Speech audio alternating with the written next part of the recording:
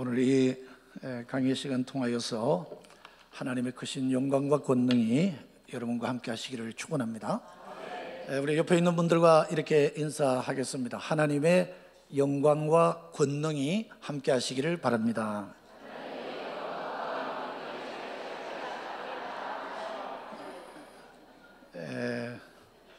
하나님의 보좌를 중심으로 내 생물과 24장로와 또 선택된 14만 4천의 사람들, 그리고 거기를 둘러싼 수많은 천군 천사들, 그리고 구원받은 큰 무리들이 하나님 보좌를 향해서 찬양하는 장면이 요한계시록에 여러 번 나오는데, 그들이 부르는 찬양의 주제가 하나님께 향해서 부르는 그 찬양의 가사가 하나님의 영광과 권능이 세세토록 있을지어다, 이런 내용입니다. 여러분 다 앞으로 하나님의 보좌 앞에 나가 하나님 앞에 서기를 다 원하시지요? 또 그날이 올 때까지 우리가 하나님의 백성으로 잘 준비하고 훈련받아야 될 줄로 믿습니다.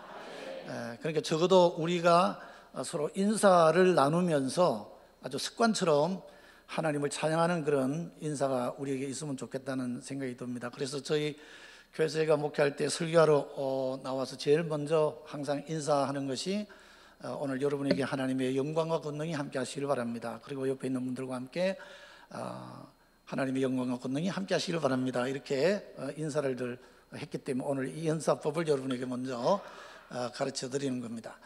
자, 그런데 흔히 이런 세미나에 와서 좀 분위기를 좋게 하기 위해서 하는 인사가 있습니다.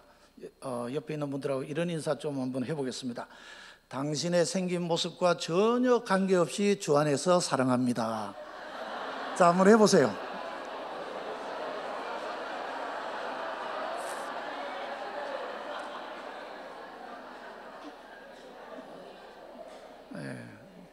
굉장히 좋아하는 분들이 많습니다. 저는 영화를 굉장히 좋아합니다.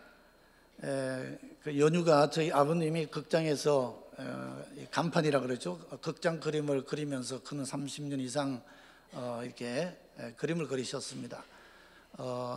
일제시대 때 일본에 들어가셔서 그림을 배우셨고, 한국에 나와서 해방되자마자 나오셔가지고 저는 이제 경상도 진해가 고향입니다만은 저희 아버님은 진해, 마산, 부산, 그때는 극장에 그림을 그리는 사람이 없어서 아버님 극장마다 다니면서 그림을 많이 그려 주셨다가 6.25가 나는 바람에 아버님이 이제 해군 군문으로 들어가셔서 해군의 부대에서 시내에다가 진해 시내 밖에다가 군인들을 위해서 극장을 지었는데, 물론 민간인들도 다 가서 봅니다만 그 극장에서 아버님이 또 군문이 되셔서 그림을 많이 그리시고, 또 나중에 은퇴한 다음에 또 일반 이제 민간 극장들이 많이 생겨서 극장 그림도 그리시다가 이렇게 은퇴를 하셨습니다. 그래서 아버님이 극장에서 그림 그리고 있을 때에 이제 우리는 핑계로 아버님 보러 왔다고 하면 무조건 통과시켜 줘가지고, 아버님 그림 그리는 곳이 스크린 딱 있는 그 뒤가 아버님이 그림 그리는 곳이에요. 그러니까 뒤에서 영화 다 보고 갑니다. 청소년 관람 불가도 많이 봤습니다.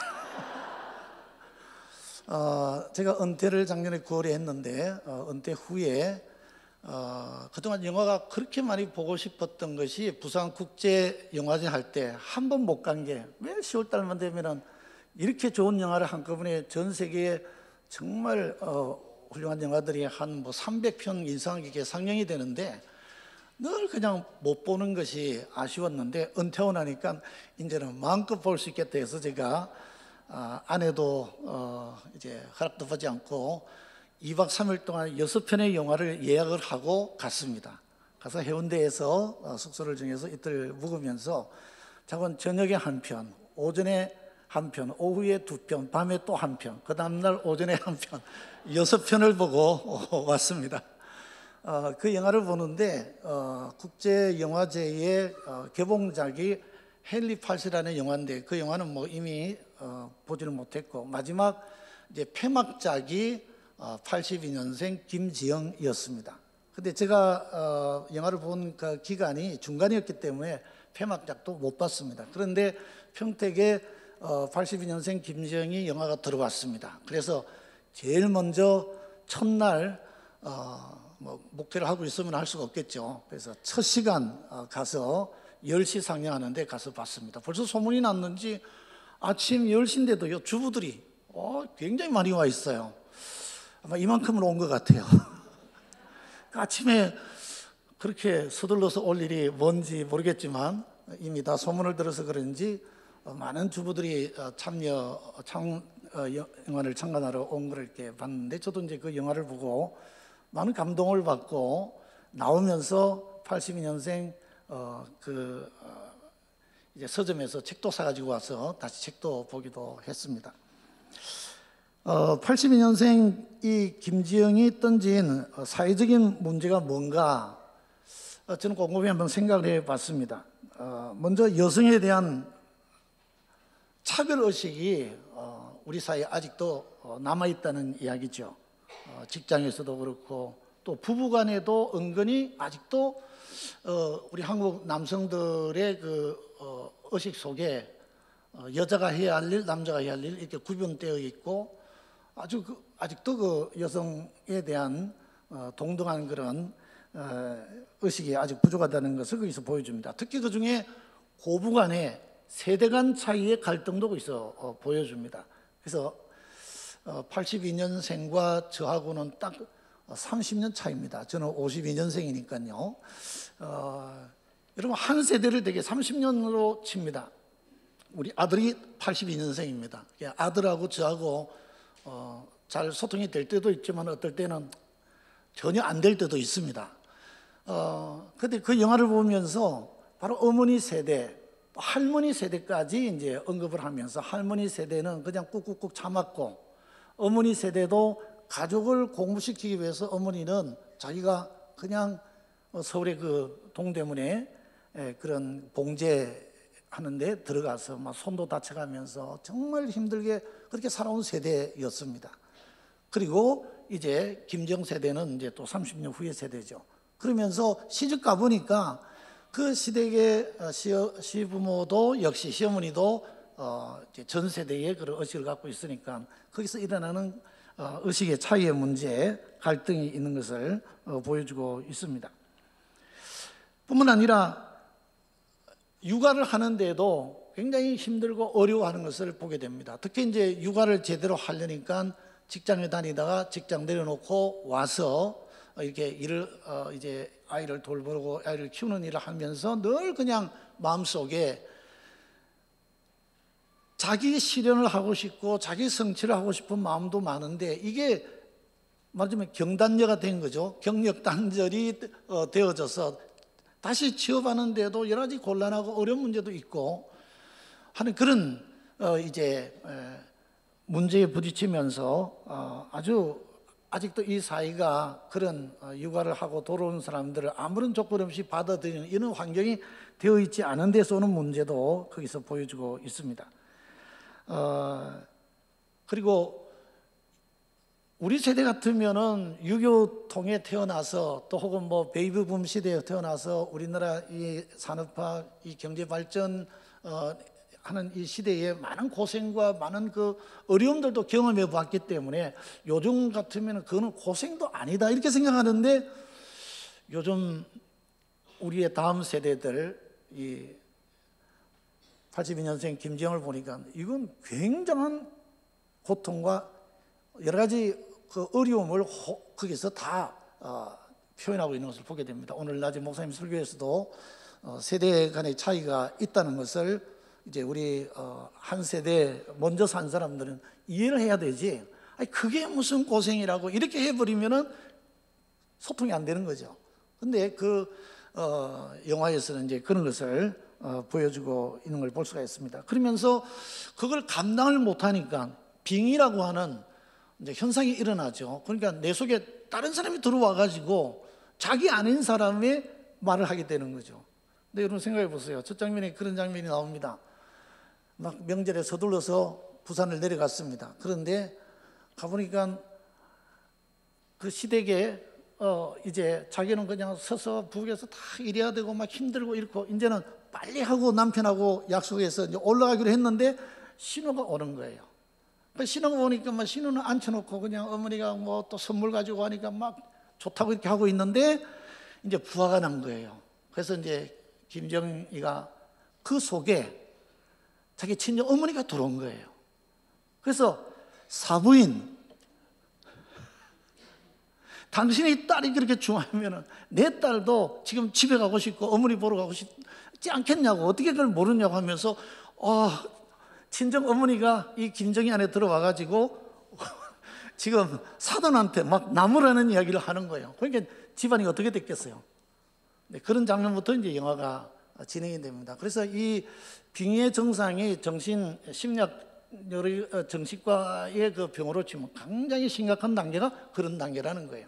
그래서 이제 정신병원에 가서 치료를 하고 나중 차츰차츰 나아지는 것을 보여주기는 하지만, 말하자면 이런 어려움도 우리 나이 든 세대들은 잘 이해하지 못할 만큼 큰 어려움을 겪는 그런 세대다 하는 것도 이 작품이 보여주고 있습니다. 이런 김정의 문제를 보면서 한마디로 이야기하면은 이런 세대를 우리가 제대로 이해하지 못한다면은 그야말로 우리 사회는 갈등 구조로 갈 수밖에 없겠다, 이런 생각이 되어집니다. 오늘 우리 남북교회 와서 제가 느끼는 소감은 정말 가족적인 분위기네요.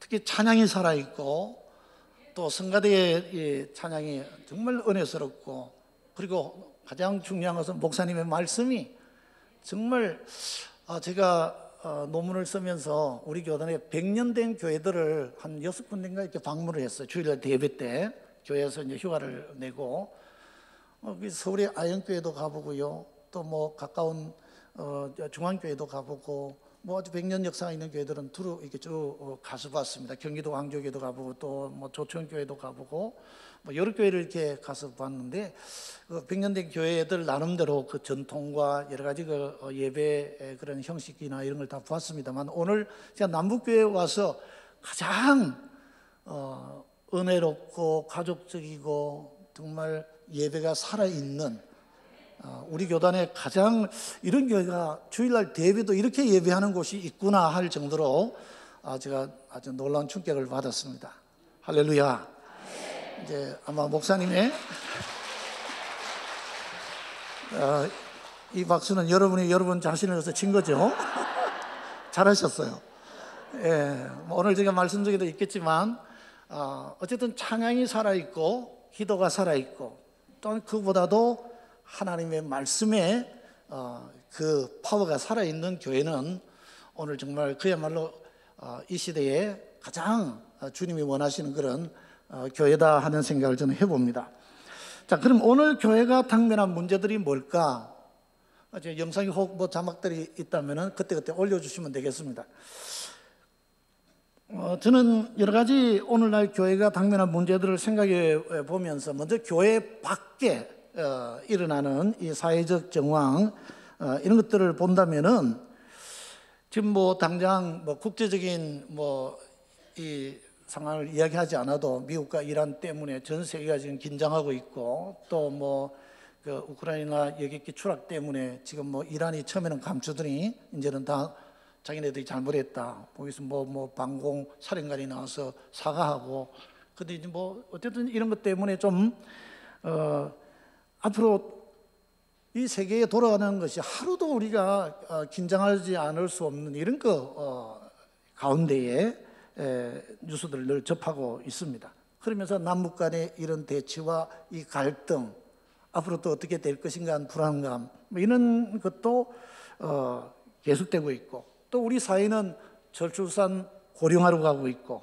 또 요즘 교회 안에 젊은이들도 통계를 내보면요, 이 비혼, 결혼하지 않겠다는 사람이 60% 정도 된대요.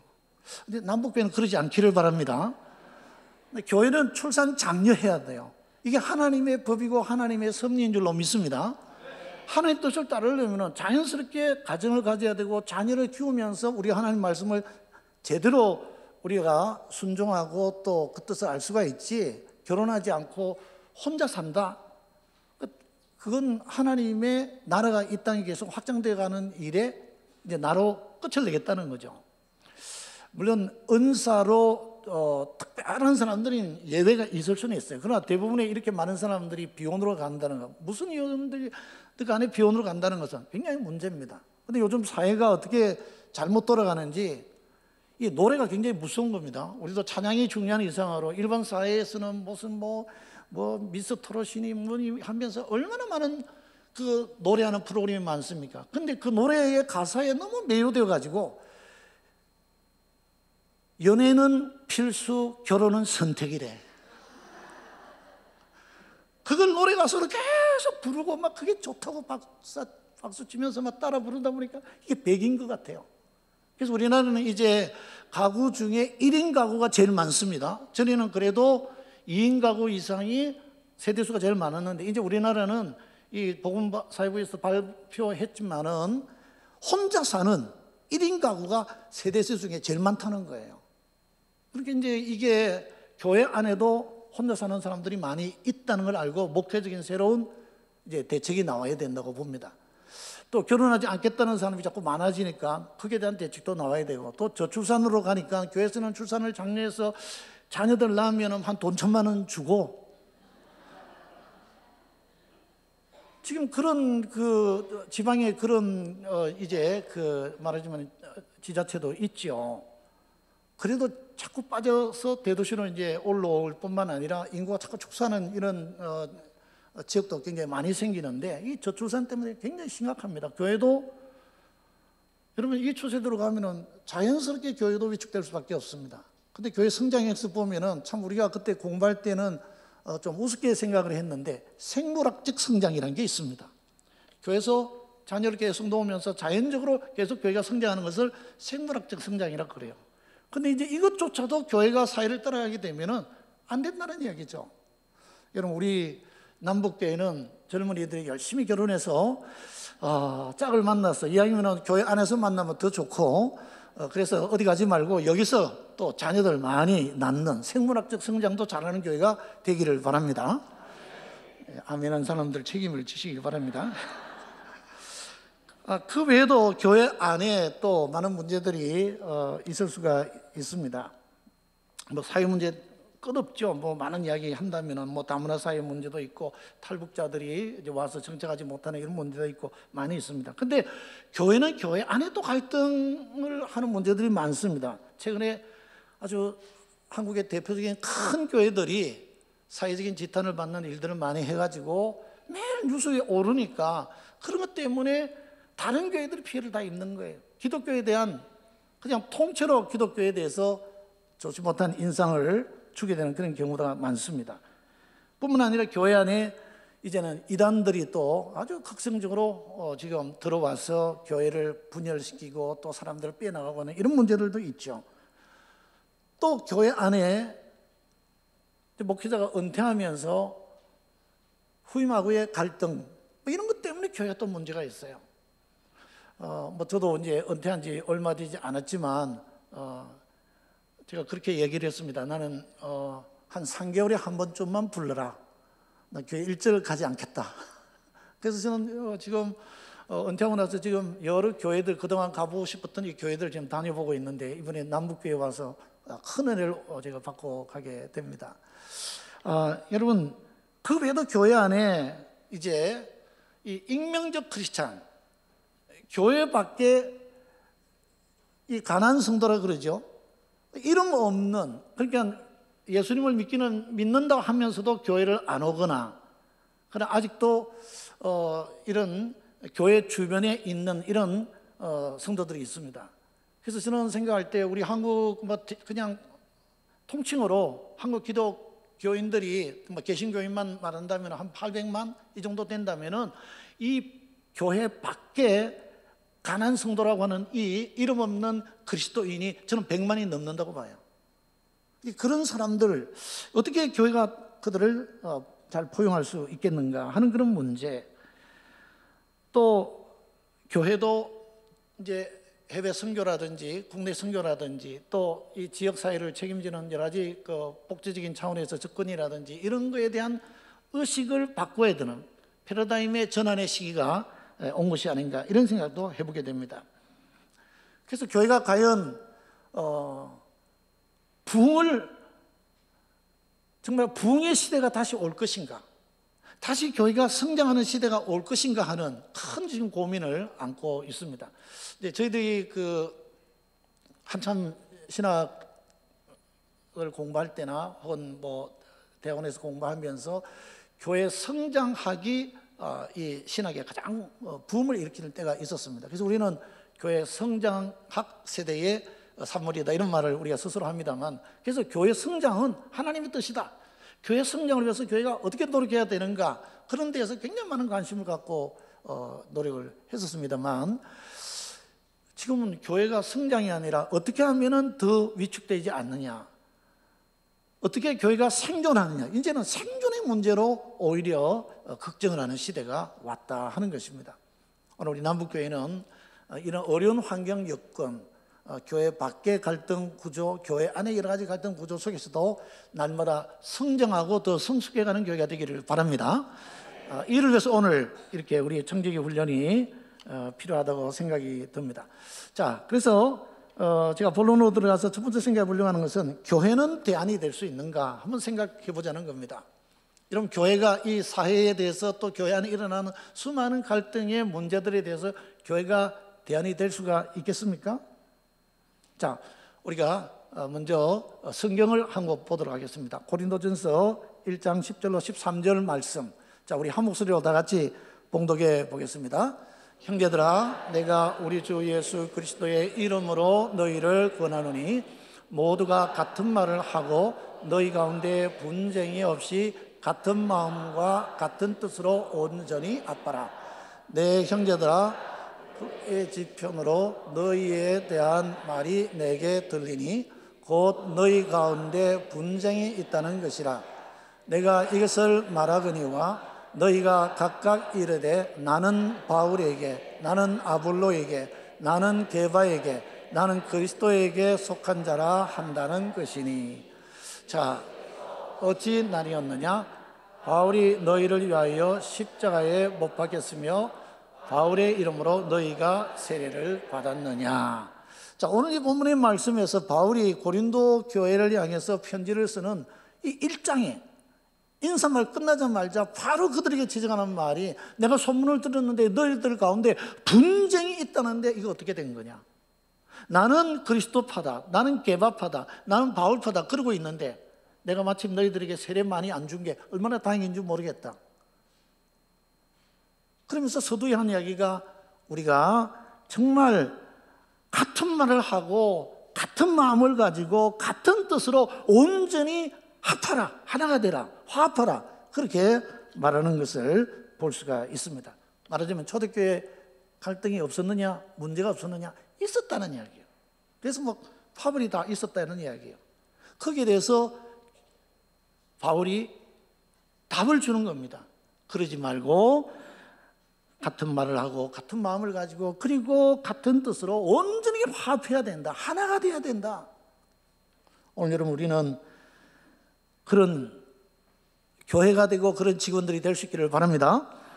그래서 이 고린도전서 2장 1절로 5절에 넘어가면 바울은 이렇게 온전히 합하기 위해서 우리에게 두 가지밖에 없다. 하나는 십자가, 그리고 하나는 성령의 나타나십니다. 그렇게 말하고 있습니다.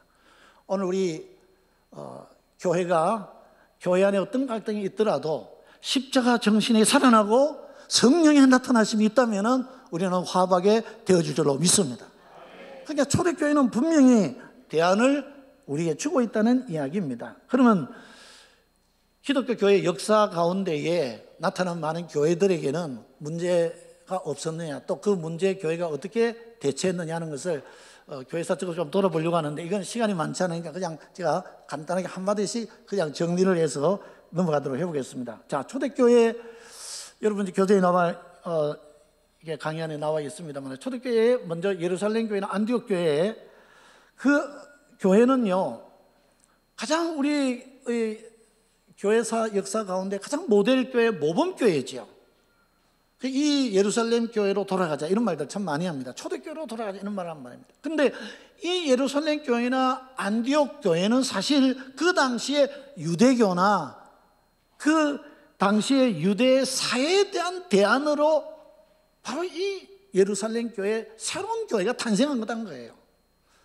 아멘? 하나님이 그냥 교회를 세우신 게 아니에요.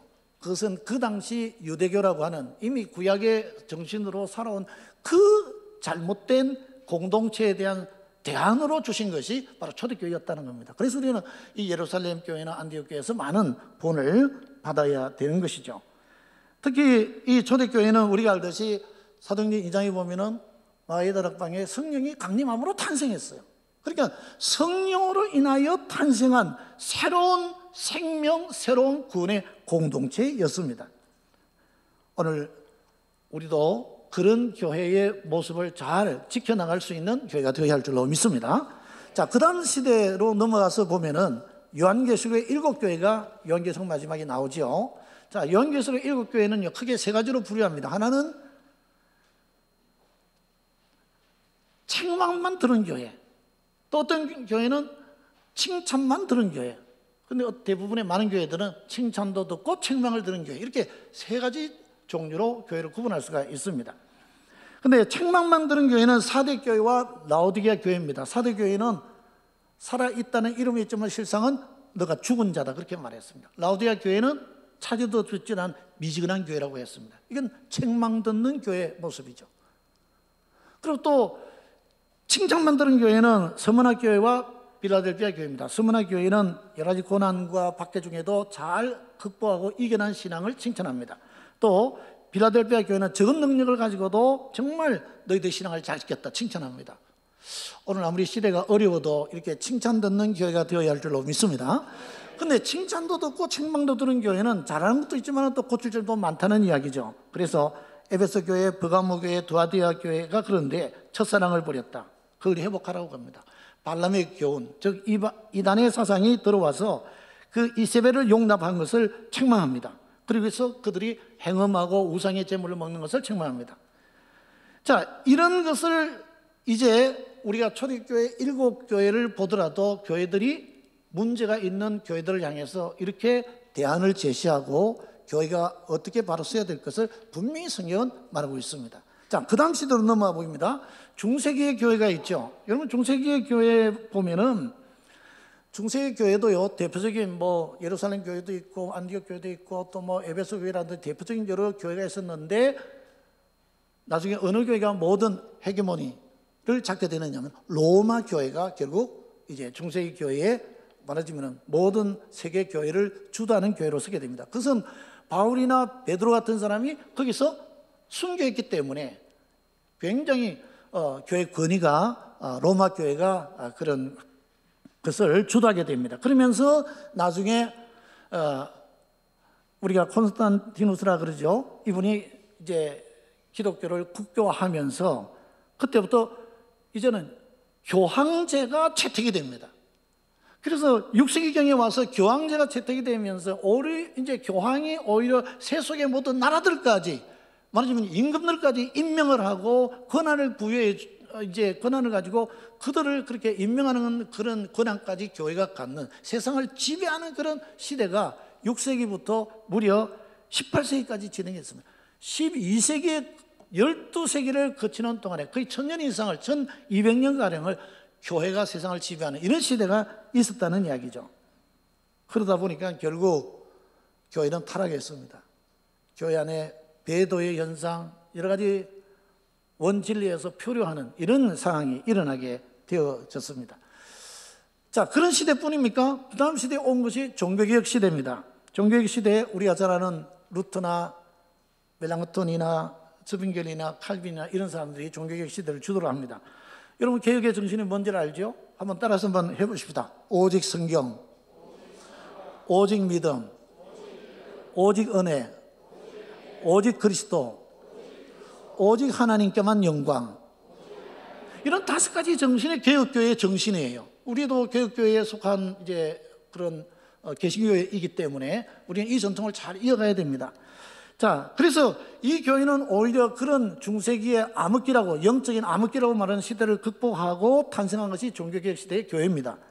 그래서 이 교회들은 세상을 변화시키고 정말 교회를 새롭게 하게 됐죠. 그래서 세상적으로도 르네상스를 일으키는 하나의 도화선도 되고 뭐 이런 여러 가지 역할을 했습니다. 그런데 역시 종교개혁도 그 다음 세대에 이제 경건주의 시대가 옵니다. 근데 경건주의 시대가 왜 일어났느냐?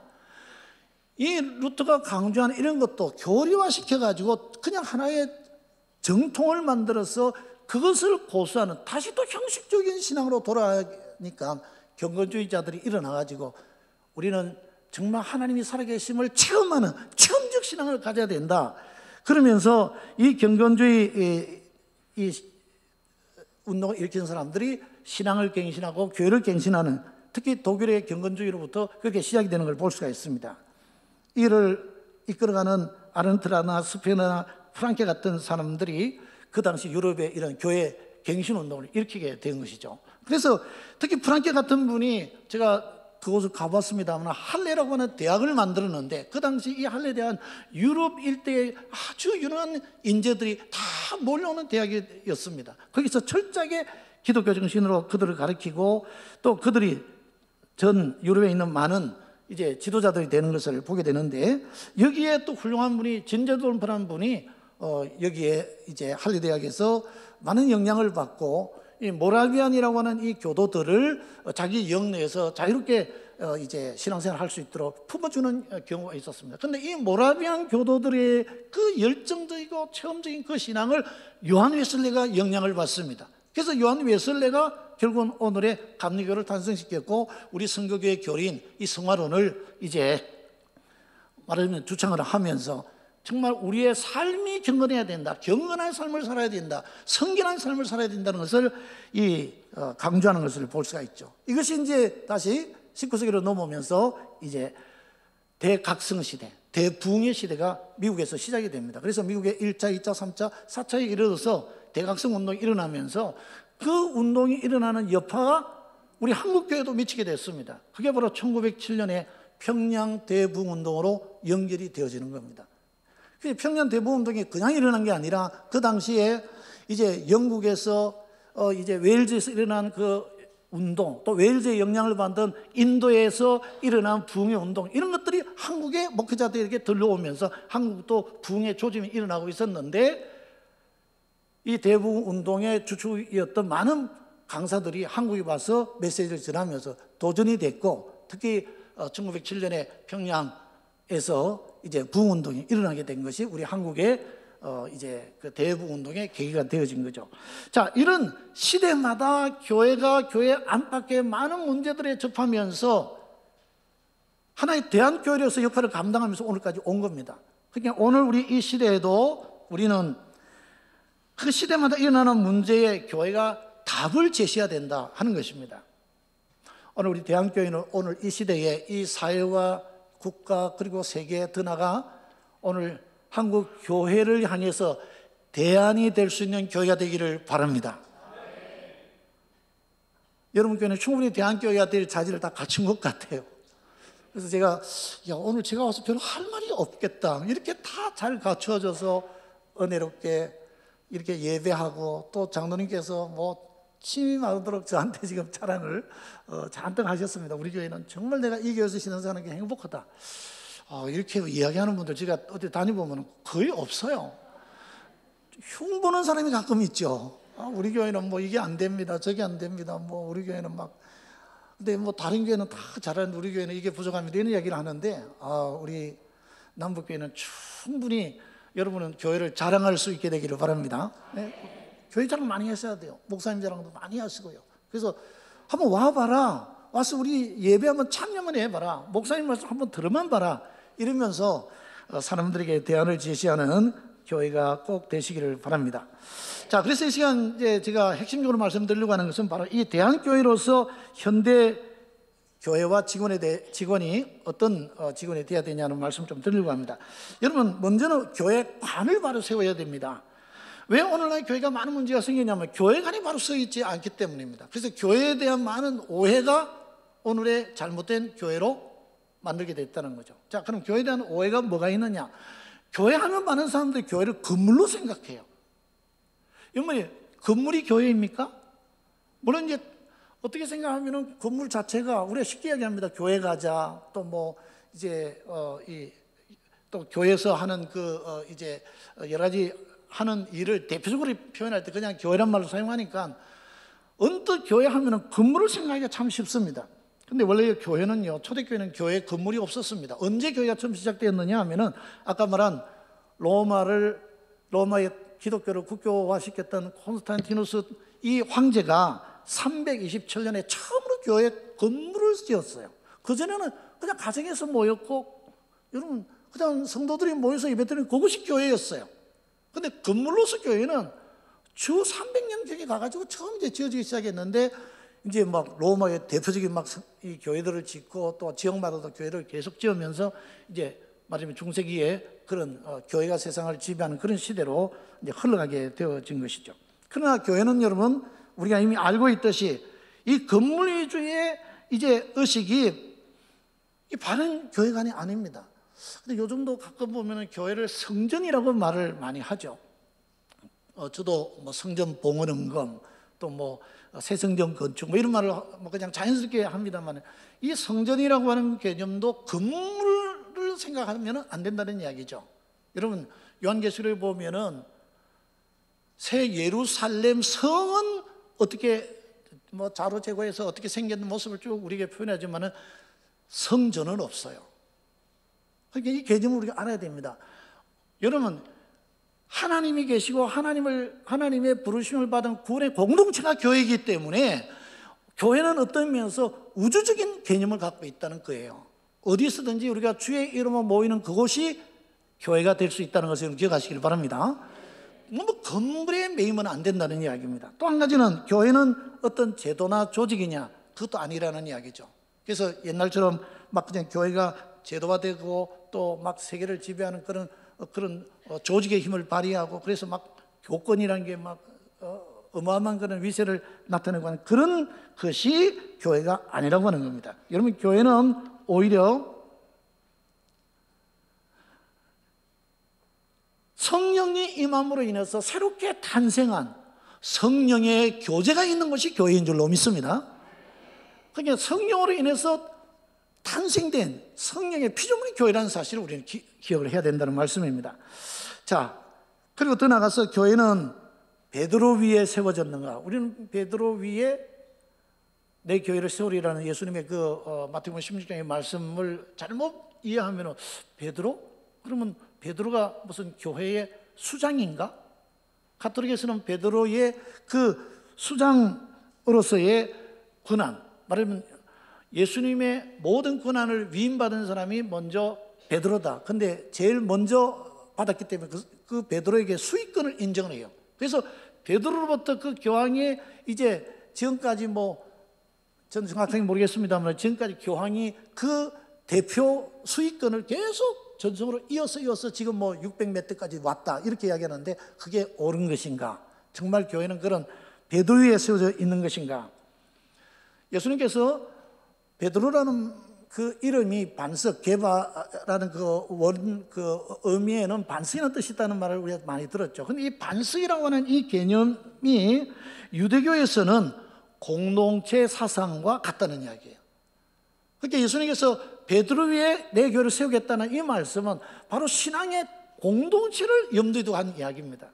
자, 그런 것을 생각할 때에 오늘 우리 기독교인들이 생각해야 될 이 교회 개념, 잘못된 오해를 벗어버리고 우리가 가져야 될 이 교회의 바른 개념은 바로 교회는 구원받은 자들을 하나님이 불러 모은 성도의 교제가 오늘 교회다 하는 사실을 여러분 다시 한번 기억하시기를 바랍니다.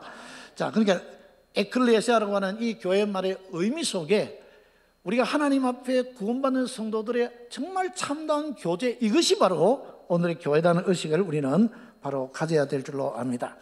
자, 그래서 교회가 가져야 될 본질을 우리가 떠나면은 교회는 타락하거나 변질되기 시작한다는 거죠. 그래서 우리가 늘 이런 이야기를 하죠. 본질로 돌아가라. 본질을 붙잡으라. 이런 말을 많이 합니다. 그게 교회가 교회의 본질을 붙잡아야 되는데 그 본질이 뭐냐? 삼위일체로 표현할 수 있습니다. 삼위일체식으로 표현할 수 있습니다. 이것은 신학자 칼바트가 한 이야기입니다만은, 첫째는 하나님의 백성으로서의 교회. 그 다음에는 그리스도의 몸으로서의 교회, 그리고 더 나아가서는 성령의 피조물로서의 교회다.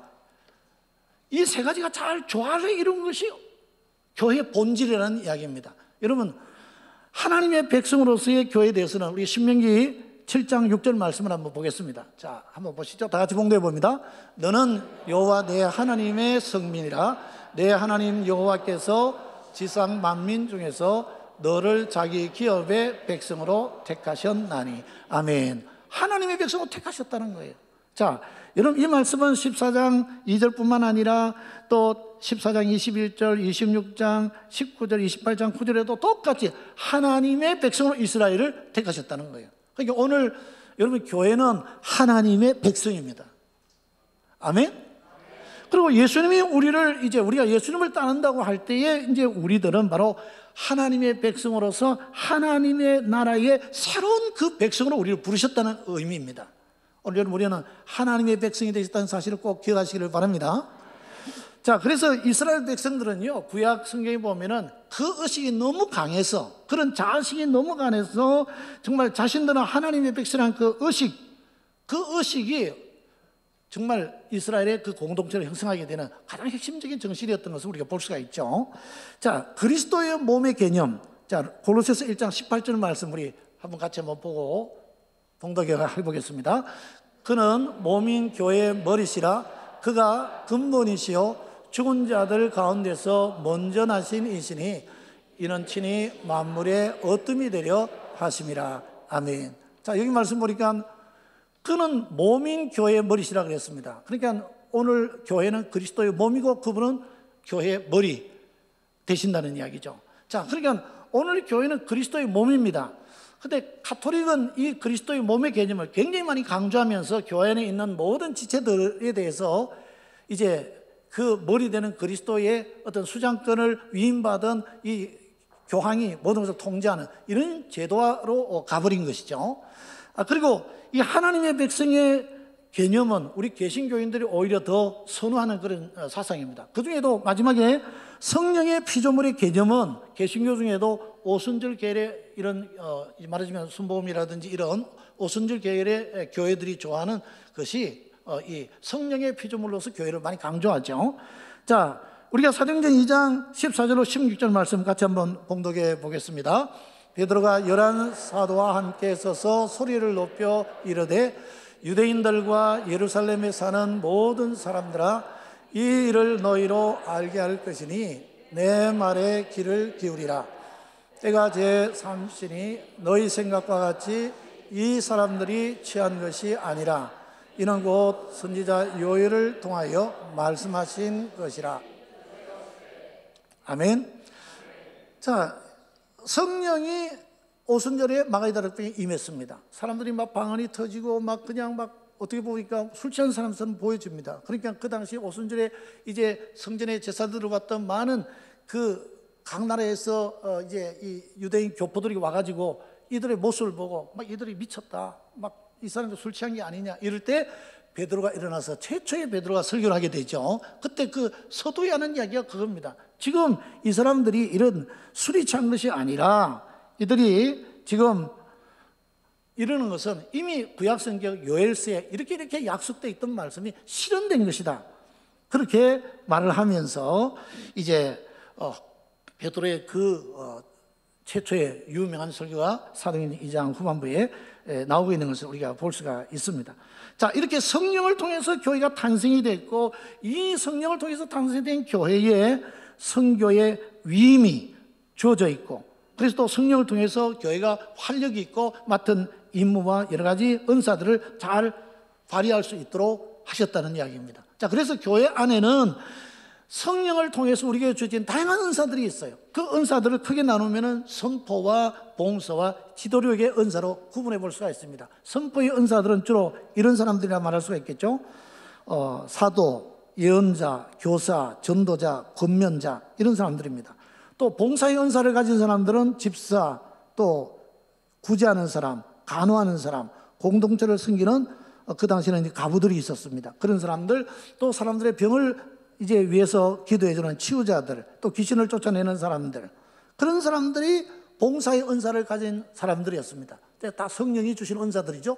또 이제 그 은사들 가운데 지도력의 은사를 가진 사람들이 있었습니다. 그들은 관리자나 혹은 장로와 감독과 또 목회자도 여기에 들어가겠죠.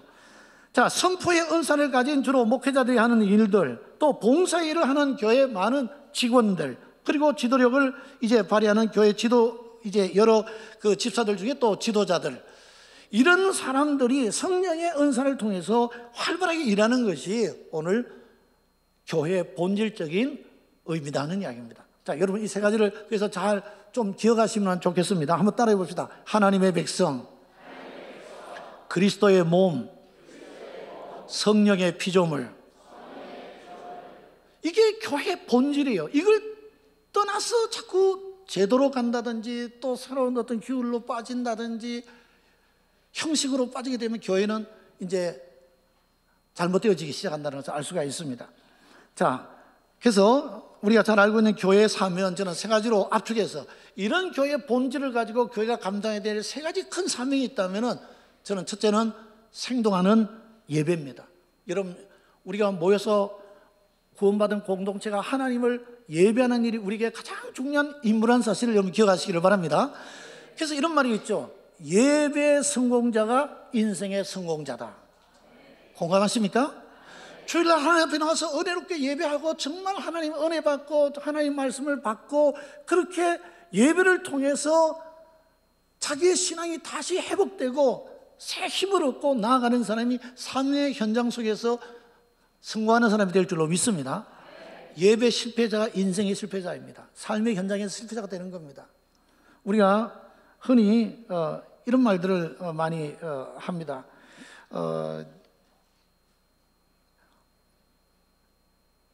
사람들이 살아가면서 성공하면 행복해진다 그렇게 말을 했죠. 근데 사실은 이 말은 뒤집어서 말하기가 더 옳은 것 같아요. 행복하면 성공합니다. 성공해야 행복한 게 아니라 행복해야 성공하는 거죠. 이 원리가 똑같습니다. 예배가 살아 움직이고 예배에서 내가 성공자가 돼야 내 삶도 성공하지. 내가 사회에서 성공하고 잘 살면 하나님 잘 섬기고 교회 가서 예배도 잘 드리겠습니다. 다 거짓말이에요. 제가 목회 40년 하면서 보니까 목사님 조금만 기다려 주세요. 제가 요 삶만 잘 되면 교회 가서 막 헌금도 팍팍하고 교회에서 막 충성하겠다는 사람 아직도 안 왔어요. 그 원리가 틀린 거죠. 여러분, 교회는 하나님이 세운 중요한 축복의 통로로서 여러분 가정과 교회 두 기관을 하나님 세우신 거예요. 여러분 교회를 통해서 하나님 축복의 통로로 삼으시는 줄로 믿습니다. 또 우리의 가정이 다른 가정으로 축복을 흘러가게 만드는 그런 축복의 통로가 되어야 할 줄로 믿습니다. 그러니까 교회에 와서 먼저 우리가 이 축복의 통로를 통해서 충분히 하나님의 은혜와 축복을 받아야 우리의 가정이 축복의 통로가 또 될 줄로 믿습니다. 그래서 이 예배가 얼마나 중요한지 몰라요. 생동감 있는 예배를 드려야 돼요. 예배가 살아있어야 돼요. 예배 와서 예배 드리고 나갈 때 성도들이 막 마음이 기쁘고 즐거움이 넘치고 새로운 결단이 넘치고 할렐루야 그렇게 나가야 할 줄로 믿습니다. 남북교회는 뭐 첫눈에 내가 딱 예배 참여해 보니까 그게 되어지는 교회 같아요. 할렐루야. 우리 모든 직원들은 행복한 교회를 여러분 신앙생활하고 있다는 것을 먼저 아시기를 바랍니다. 자, 여러분 예배 속에 기도가 있죠. 찬양이 있죠. 그리고 하나님 말씀이 선포가 되죠. 그리고 우리의 당면한 문제에 대해서 답을 주시는 거예요. 여러분 하나님의 말씀을 우리 목회자가 선포할 때는 두 가지 입장에서 많이 합니다. 하나는 그냥 이 지상의 상황을 그냥 고려하지 않고 순수하게 하나님의 말씀을 그냥 일정으로 선포하는 형태가 있어요. 그러나 대부분의 많은 설교들은 이건 목회적인 설교라고 합니다만 오늘의 현실, 오늘의 이 시기 바로 지금 여기에 필요한 말씀을 선포하는 그런 목회적인 설교가 있어요. 그래서 저는 한번 시도도 해봤습니다. 뭐 창세기 1장부터 요한계시록까지 그냥 매주 한 장씩 설교하면 어떨까 하고 책을 정해가지고 이렇게 하는데 야 이건 얼마나 어려운 줄 몰라요. 근데 여러분 예를 들어서 지금 뭐 이렇게 막 미국하고 이란이 막 어려운 상황이다. 막 한국에는 그냥 막 이 강화문과 그 또 어디죠? 뭐 서초동에서 막 대형 집회가 계속 일어나고 있고 이런 갈등인데 교회 오면은 천상의 소리만 하고 있어. 현실에 대해서 답을 안 줘. 뭐 그렇다고 강화문으로 가라 서초동 가라 하면 안 되겠죠. 그건 정치적 발언이겠죠. 그러나 이런 때 우리가 어떤 중심을 잡고 복음을 가지고 어떻게 살아야 된다는 답을 줘야 된다 이거예요. 여러분 교회 왔는데 너무 공중에 뜬 소리만 하고 현실 감각이 하나도 없는 설교만 한다면 여러분 이건 잘못된 것이 아닌가 이런 생각을 해봅니다. 그래서 물론 이제 조화를 잘 이루어야 되겠지만 저는 상당히 그래서 이 칼바트가 한 이야기입니다만 한 손에는 신문, 한 손에는 성경이에요. 이 목회자는 둘을 다 같이 중요하게 잘 보고 현실을 잘 알고 상황을 잘 알고 그게 맞는 답을 잘 주는 설교를 해야 돼요. 그러니까 성경도 많이 알아야 제대로 현실에 대한 답을 찾을 수가 있겠죠. 제가 지난번 교단 부활절 때 작년에 부활절입니다만 갑자기 원고를 부탁을 해서 제가 이렇게 그 설교 제목을 그렇게 써서 글을 보냈습니다. 부활은 답이다. 아멘 좀 하면 안 될까요? 여러분 부활이 우리의 모든 문제의 답입니다. 이 세상에 얼마나 많은 갈등, 얼마나 많은 문제가 있습니까? 그러나 부활의 신앙을 가지면 모든 것이 해결될 줄로 믿습니다. 자, 그래서 오늘 교회는 생동하는 예배를 드려야 됩니다. 또 교회에서 하면 성도의 아름다운 교제, 성령을 통해서 우리가 누리는 이 교제, 특히 한마음 한뜻이 되어서 또 초대교회에 보면은 정말 여러분 사도행전 2장이나 사도행전 4장에 보면요, 저는 사도행전 4장의 그 성도들의 기도를 참 너무 좋아합니다. 기도할 때마다 이 기도의 내용을 다시 또 생각해 봅니다. 여러분 사도들이 처음으로 체포돼 가지고 신문을 당하고 나왔습니다. 교회가 다 모였습니다. 함께 하나님 모여서 찬양하고 기도합니다. 그렇게 기도하고 부르짖었더니 그곳에 성령이 진동하고 임재하면서 그들이 담대히 나가서 또 복음을 전합니다. 할렐루야. 여러분 이것이 참다운 예배고 아름다운 성도의 교제인 줄로 믿습니다. 이 교회 안에 이런 영적인 교제가 이루어져야 된다는 이야기죠. 더 나아가서 교회는 세상을 향한 복음 선포, 당연히 이 교회가 존재하는 목적이 뭡니까? 모이면 하나님 앞에 예배하고 그리고 아름다운 성도의 교제를 나누고 그리고 나가서 복음을 전해야 됩니다. 여러분 하나님은 영혼 사랑에 뜨거운 열정이 없는 교회에 영혼을 보내주시겠어요? 여러분 그러면 안 돼요. 특히 이제 기독교 절기가 우리가 부활절이라든지 성탄절이 다가오면은 여러분 우리가 무슨 4월 초파일에 무슨 시내 나가서 전도를 못 하더라도 여러분 기독교의 절기라고 하는 성탄절이나 부활절 되면은 세상 사람들도 엔간하면 다 알나 이거죠. 특히 성탄절은 벌써 11월 달 말부터 그냥 연초까지 그냥 교회 아닌 일반 건물이나 백화점이나 이런 데도 이미 막 추리를 해놓고 이미 교회 분위기를 자기들이 다 내줘요. 그럼 그때는 전도할 수 있는 가장 골든 타임이에요. 그런데 나가서 전도해야 되지 않겠어요? 저는 평택교회에서 오래 신모했습니다만은 성탄절 한 3주 전 이제 토요일마다 역정광장에 나가서 노방전도를 합니다. 대개 1시간 반에서 2시간 하는데 한 100여 명의 성도들이 나와서 둘씩 짝지어가지고 다 코너에 서고 우리 청년들은 찬양하고 아이들은 이제 주일학교 학생들 또 청년들까지 나와서 워십 찬양도 하면서 지나가는 사람들의 눈을 잡습니다. 그리고 저는 마이크로 전도합니다. 제가 한 번도 메시지 전한 걸 부목사님한테 맡기지 않습니다. 제가 합니다. 그 1시간 반 내내 찬양하고 또 워십 찬양도 하고 제가 메시지하고 그러면서 지나가는 사람들에게 복음을 들려주는 거예요. 이런 복음은 원래 문수로 우리에게 온 게 아닙니다. 예수님은 다 그냥 말씀으로 전하셔서 소리로 왔어요. 복음은 복된 소식이에요. 소리로 전해야 돼요. 여러분 지금도 그래서 노방전도가 필요하고 여러분이 직접 누군가에 찾아가서 말로 전해야 됩니다. 말 안 해도 알아서 그냥 나오겠지 이게 아니에요. 여러분 소리로 전하시기 바랍니다. 자, 그래서 저는 그런 부활절기 한 3주 동안에도 그 역정광장에 우리 평택에는 역정광장에 거기 백화점이 이제 같이 이렇게 그 건물을 지어주고 이렇게 그 역사로 또 사용하기 때문에 하루에 한 2-3만 명이 지나가요. 근데 토요일 오후 같은데 가장 그 피크 때는 그 1시간 내에도 수천 명이 지나갑니다. 또 외국인들도 굉장히 많습니다. 근데 그 메시지를 전하는 것은 얼마나 중요한지를 몰라요. 여러분들도 복음을 전하기 위해서 이렇게 저렇게 어떤 전도의 방법을 동원해서 하는지 열심을 다하는 교회 하나님이 귀중한 영혼을 맡겨주실 줄로 믿습니다. 자, 남북교회도 그런 교회가 되시기를 바랍니다. 자, 마지막 부분에 이야기를 좀 나누겠습니다. 리더의 그룹으로서의 직원입니다만 제가 시간이 많이 가니까 좀 요약해서 간단하게 말씀드리죠. 자, 바울의 권면 에베소서 4장 1절로 16절인데 우리 앞부분의 말씀만 잠깐 보겠습니다. 자, 한번 좀 펴주시죠. 자, 다 같이 봅니다. 그러므로 주 안에서 갇힌 내가 너희를 권하노니 너희가 부르심을 받은 일에 합당하게 행하여 모든 겸손과 온유로 하고 오래 참음으로 사랑 가운데서 서로 용납하고 평안에 매는 줄로 성령이 하나 되게 하신 것을 힘써 지키라. 아멘. 자, 여기까지만 하겠습니다. 자, 여기까지만 봉독하겠습니다. 자, 16절까지 여러분 다 보셔야 되지만 시간이 많이 가니까. 자, 바울은 여러분 그가 쓴 많은 서신에서 강조하는 것이 바로 이겁니다. 성령이 하나 되게 하신 것을 힘써 지키라. 하나가 되라. 그렇게 말합니다. 자, 그래서 오늘 이 에베소서 4장 3절에도 13절에도 하나가 되어라는 말을 계속 강조하고 있습니다. 여러분, 교회는 특히 우리 직원들은 리더로서 가장 중요한 것은 우리는 하나 되어야 할 줄로 믿습니다. 제가 40년 목회 오면서 보니까요, 화합하지 않는데 교회 부흥해봐야 소용없다는 이야기예요. 열심히 막 교회는 외적으로 성장을 했는데 안에서 내적인 균열이 일어난다, 분쟁이 일어난다. 이건 성장의 의미가 하나도 없어요. 금방 다 와르르 무너질 수가 있습니다. 그래서 목회 말년에서야 제가 많이 깨달았어요. 야, 그렇구나.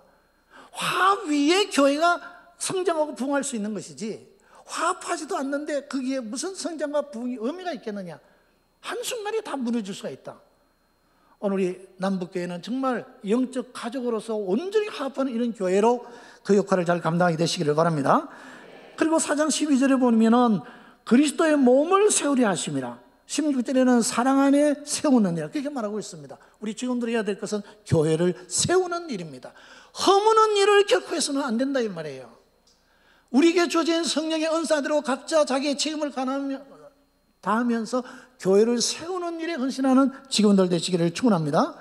그리고 세 번째는 바울의 권면 속에 보면은 13절에 보니까 그리스도의 장성한 분량이 충만한 데까지 이르르라. 또 15절은 범사에 그에까지 자라가라. 16절은 그 몸을 자라게 하며 그랬어요. 오늘 우리 직원들이 해야 될 일이 뭡니까? 교회를 성장하게 만들어야 할 줄로 믿습니다. 자라가게 해야 될 줄로 믿습니다. 그냥 우리끼리 여기서 그냥 이 상태에서 만족하고 여기서 끝나면 안 된다 이죠. 교회는 끊임없이 부흥하고 성장해 나가야 할 줄로 믿습니다. 그래서 정리하면 이겁니다. 한번 따라해 봅시다. 하나가 되어 그리스도의 몸을 세우고 자라게 하자. 동의하시면 아멘 하세요. 이게 바울이 우리에게 말하는 거예요. 그러니까 오늘의 이 갈등의 구조 속에 놓여 있는 교회 안팎의 모든 정황을 우리가 다 생각하면서 오늘 교회가 가져야 될 자세는 어떤 경우에도 우리는 하나가 되었어. 하나가 된 것은 영적 가족이 되어야 되는 거예요. 우리의 육신의 가정들도 하나님이 너무나 소중하게 여기고 축복받기를 원하지만 오늘 교회가 먼저 영적 가족으로서 우리는 진정한 같은 말을 하고 같은 생각을 하고 같은 그 뜻을 가지고 하나 되는 일이 이토록 중요하다는 것을 바울이 말하고 있는 것을 우리 하나님 말씀으로 잘 받아야 할 줄로 믿습니다. 교회를 세우는 일에 우리의 힘을 다해야 되고 그리고 교회를 날마다 자라게 해야 돼요. 조금씩이라도 성장해야 돼요. 여러분 아이가 성장하지 않으면 분명히 어딘가 병드는 거예요. 우리는 우리의 역사에 맞게 계속해서 성장해 나가는 교회가 되기를 축원합니다. 우리 평택교회 이야기를 잠깐 하겠습니다. 우리 교회는 이제 올해 100년이 되었습니다만은 제가 29년을 심무를 했습니다. 91년도에 와서 작년 2019년까지 이제 심무를 하면서 저는 우리 교회 오기 전에 벌써 교회 성장을 공부하면서 내가 앞으로 하나님이 이런 교회 보내주면 좋겠다. 중소도시에 전통교회를 보내주면 좋겠다. 그렇게 기도를 했어요. 그랬더니 딱 와서 보니까 70년 역사가 된 중소도시 전통교회였습니다. 근데 제가 늘 생각하고 있는 것이 뭐냐면은 전통교회를 갱신시키는 실험 목표를 하나님 하게 해 주십시오. 그렇게 기도했습니다. 그래서 제가 공부한 많은 이제 교회 성장하기 위해서 말하는 교회 성장에 대한 방법들을 많이 교회에 도입하면서 이 교회가 어떻게 하든지 성장하기 위해서 몸부림을 쳤습니다. 특히 전통교회가 가지고 있는 장점도 있지만 많은 단점들이 있어요. 그걸 갱신시켜가면서 가장 현대적이고 미래지향적인 교회로 그렇게 만들려고 노력을 했습니다. 이제 그런 가운데 하나님 마침 저희 교회가 이제 제1성전, 제2성전 이제 이사를 와가지고 제2성전에서 무려 45년 동안 교회를 사용했기 때문에 이 교회가 처음 지을 때는 1955년에 6.25 난 후에 미군들의 지원도 받고 또 여러 가지 물자도 지원받아가지고 교회를 벽돌로 잘 지었는데 45년 지나니까 너무 교회가 이제는 아주 이제 낡아가지고 막 자칫 그 2층을 나무로 목재로 만들었어요. 그래서 막 붕괴 때 막 뛰면은 밑에서 장로님들이 전부 다 이게 무너질까봐 막 걱정하는 그런 교회였습니다. 그래서 제가 갔을 때도 그 건물이 그대로였는데 모두가 이제 새로 성전을 건축하기를 바라는 게 교회가 염원하는 것이었어요. 그래서 2000년부터 제가 가서 이제 5년 후에 땅을 1300여 평을 사게 됐고, 그리고 또 5년 후에 IMF가 지난 다음에 교회를 건축하기 시작했습니다. 그래서 2000년부터 2002년까지 만 2년에 걸쳐서 성전을 지었는데 지상 지하 1층부터 지상 3층 이렇게 총 4층 건물로 연평 한 1600평의 건물을 지었습니다. 그래서 원래 있던 제2성전 그 땅은 한 550평 땅에 교회 본당하고 교육관 그리고 사택이 이제 이렇게 있었습니다만은 새 건물은 처음에 지을 때 1300여 평이었던 땅이 뭐 여차여차 여러 가지 사정에 의해 가지고 그 땅을 판 사람이 잘못 이렇게 돼 가지고 땅을 900평밖에 남겨주지 않았어요. 그래서 다시 또 옆에 있는 땅을 우리가 보상을 받아 가지고 1800평이 되고, 또 입당할 때는 또 옆에 있는 땅 200평 사서 2000평이 되고, 또 들어가서 1년 만에 주차장 시설이 부족하더라고요. 그래서 장로님들이 또 우리 이거 부흥하기 위해서 이곳까지 멀리 왔는데, 외곽으로 왔는데 주차장을 삽시다 해서 또 600평을 사가지고 땅이 550평이었던 땅이 2600평이 됐습니다. 야, 남북교회 땅이 2600평이면 좋겠죠. 평택에서 가장 구도심권과 신도시, 지금 신도시가 5만 신도시에 이제 인구가 새로 들어왔어요. 완전히 신도시, 아파트 단지만 14단지가 되고 인구 5만여 명이 들어온 신도시가, 우리는 들어오기 직전에 이미 땅을 확보하고 거기 가서 교회를 먼저 지어서 기다렸더니 한 10년 지나니까 개발이 돼서 지금 그게 신도시가 다 이루어졌습니다. 지금은 뭐 사람들이 그냥 매주 찾아와요, 교회를. 근데 너무나 좋은 그 평택 시내의 구도심과 신도시의 제일 중간에 저희 교회가, 전에는 도심 안에 파묻혀서 교회가 보이질 않았는데 지금은 큰 길에서 보이는, 제가 늘 하나님 앞에 기도하면서 하나님 우리 교회의 새로운 장소는 고속도로 나가는 변에 있는 자리를 주십시오. 근데 딱 지금 우리 교회 쳐다보고 다 고속도로로 이제 그 IC로 나가야 되는 그런 위치에 있습니다. 또 신도시와 구도시의 제일 중심에 너무나 좋은, 많은 교회 목사님들이 부러워할 정도로 그런 위치에 교회를 짓게 되어졌습니다. 근데 중요한 것은 아까도 말씀드렸죠, 건물이 교회가 아니지 않습니까? 그래서 저는 2년 동안 교회 건축할 때 장로님들에게 말씀했습니다. 성전 건축은 장로님들이 책임지고 업자 만나고 하면서 건축하세요. 저는 새로운 시대에, 새성전 시대에 일꾼들을 키우겠습니다. 그래서 지금까지 하던 이제 장로님들이 당회에서 모든 권한을 행사하는데, 성도들이 이제 대표로서 그 권한을 위임을 받아서 하는 거죠.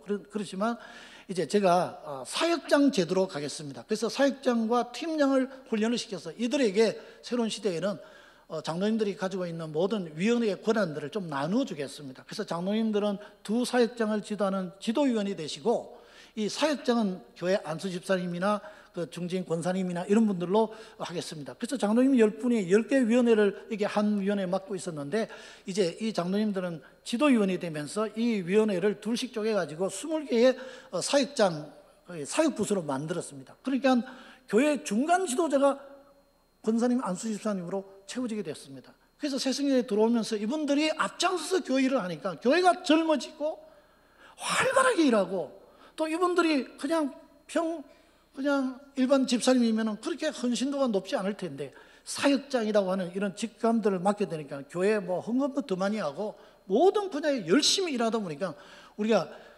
새성전에 들어가서 10년 만에 교회가 3배 이상 부흥을 했습니다. 할렐루야. 구성전에서 새성전 올 때 작년 성도 한 250가정이 새성전에 건축해서 왔는데, 우리가 10년이 지나는 동안에 새벽 부흥에서 교회가 약 한 900명, 이제 장년들이 모이고 우리 주일학교부터 우리 청년부까지는 한 350명, 지금은 1000명이 넘게 장년들이 모이고 우리 교회학교 부수도 그 이상 모입니다만은 그렇게 부흥하게 된 겁니다. 여러분, 저는 여기서 우리 사역장들과 팀장들을 훈련하면서 여러분들이 정말 제자가 되고 하나님의 일꾼으로 사역장으로 잘 훈련되어서 주님 앞에 맡겨진 사명을 감당하면 우리 교회는 부흥할 수밖에 없다. 또 그렇게 되기 위해서 우리가 이 사역장의 직책을 잘 감당하자 하고 열심히 훈련해서 그들을 2년여 동안 교육해서 훈련해서 그들을 세웠더니 교회가 부흥하다는 이야기예요. 오늘 이 남북교회도 이런 지도자들이 잘 세워져서 교회가 날마다 부흥하는 그런 시대를 새롭게 맞이하게 되시기를 바랍니다. 그래서 저는 저희 교회 우리 사역장 제도를 잘 활용을 하면서 전부 평신도들이 하게 해줘요. 어떤 면에서 우리 부목사님들이 할 일이 없을 만큼. 그래서 예를 들어서 역전에 노방전도를 나간다 그러면 전도 사역부들이 모여서 모든 예산, 모든 준비물을 다 자기들이 다 해요. 그리고 함께 나가서 전도 사역뿐만 나가는 게 아니라 온 교인들을 이제 세 팀으로 나눠가지고 첫째, 둘째 주, 셋째 주 해가지고 세 번 중에 한 번 꼭 나오게끔, 특히 직원들은 의무적으로 나오게 해서 노방전도를 한다든지, 또 우리 교회는 이제 그런 일을 했습니다. 성탄 전야를 교회 안에서 성탄 축하 행사를 했는데 이 아까운 걸 우리만 보면 됐느냐, 시민들에게 보여주자. 그래서 우리는 오래전부터 역정 광장에 나가서 무대를 만들어가지고 24일 전야의 전야제 행사를 항상 바깥에서 했습니다. 그러면서 뭐 나중에 뭐 하면은 사람들이 지나가다가 다 보죠. 같이 즐기고. 우리 뭐 연합성가대 100여 명이 막 할렐루야로 마지막 마무리도 하고 찬양하고 막 그런 축제 분위기. 그래서 이런 중간 지도자들이 역할을 잘 감당함으로 인해서 교회가 오늘날 부흥하게 됐다 하는 말씀을 드리게 됩니다.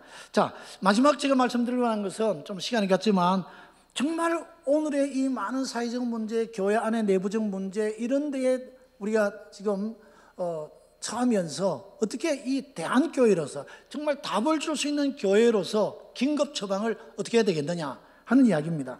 자, 몇 가지 타이틀을 제가 써봤습니다. 첫째는 화합에서 융합으로 가야 된다.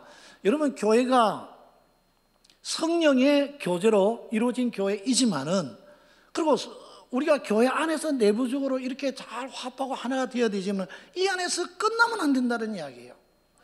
교회 밖에 있는 익명의 크리스찬들도 있죠.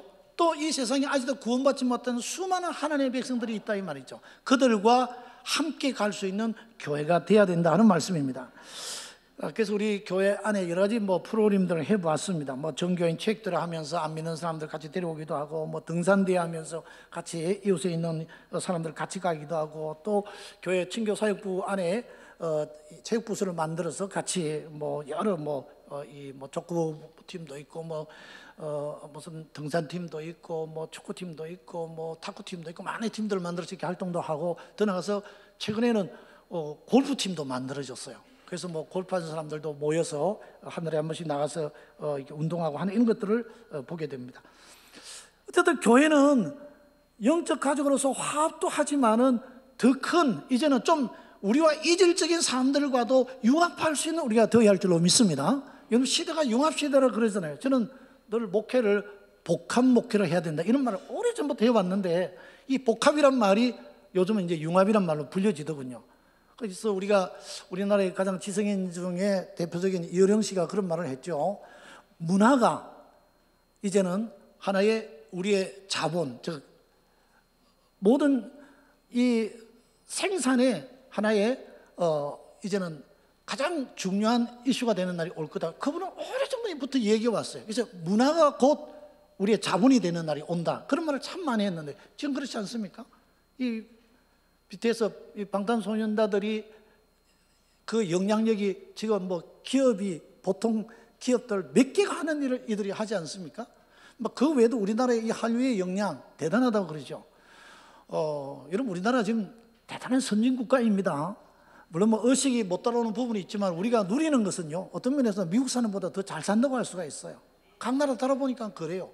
여러분, 전철만 하더라도 세계 최고의 우리가 자랑할 수 있는 게 전철이라 그래요. 지하철. 지금 각 나라에서 와서 지하철 보고 배웁니다.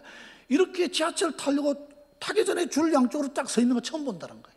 전철 타면 이렇게 조용할 수가 없대요. 전부 다 뭐 이거 듣고 뭐 있으니까 그렇지만 떠들지 않는다는 거예요. 그리고 또 우리나라처럼 경로석 따로 만들어 놓거나 또 뭐 요즘 임산부석까지 만들었는데 안 왔는데 사람들이, 젊은 사람들이.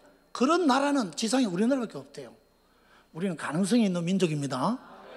자, 어쨌든 여러분, 이런 이 시대에 우리가 많은 사람들과 함께 할 수 있는 교회가 되어야 됩니다.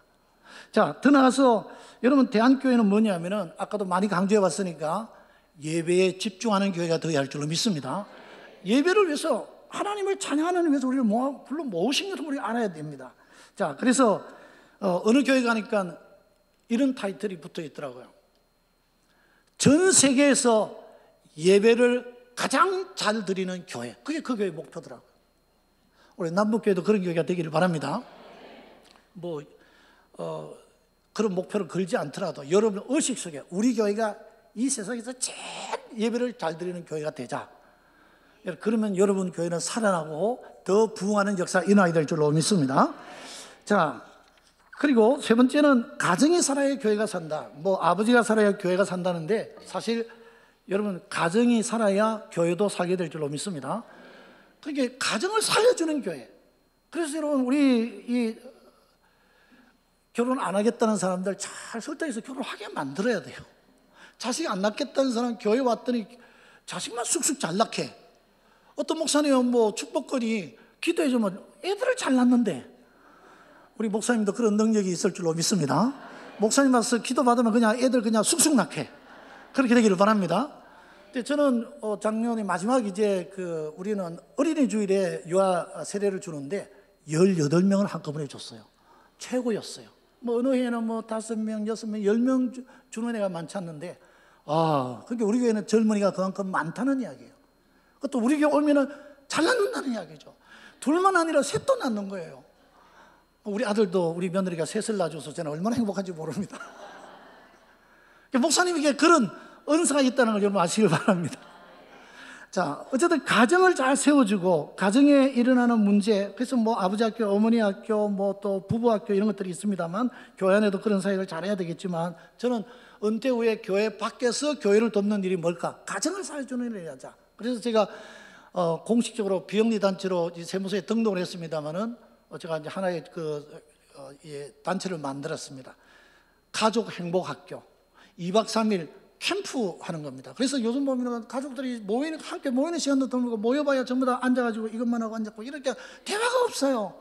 그러니까 캠프에 부르는 겁니다. 그래서 캠프에 오면은 2박 3일 동안 이제 가족 간에 서로 대화도 많이 하고, 부부가 데이트하는 시간도 따로 주고, 아이들끼리 따로 재밌게 놀게 해주고, 그리고 가족 전체 또 하는 프로그램도 해주고, 또 유명한 강사 불러서 특강도 해주고, 또 레크레이션 시간도 갖고 캠파이어도 하고, 이런 촉거리를 만들어주는 2박 3일 여행 프로그램을 통한 가족 행복 학교를 제가 지금 만들어서 2월 달부터 이제 캠프를 하게 될 겁니다. 근데 이것을 시에다가 시민 예산 청구제라는 게 있어서 이 아이디어를 기한을 해서 보냈더니 1년에 4천만 원 예산을 주는 걸로 지금 이제 시의회에서 통과가 됐다 그래요.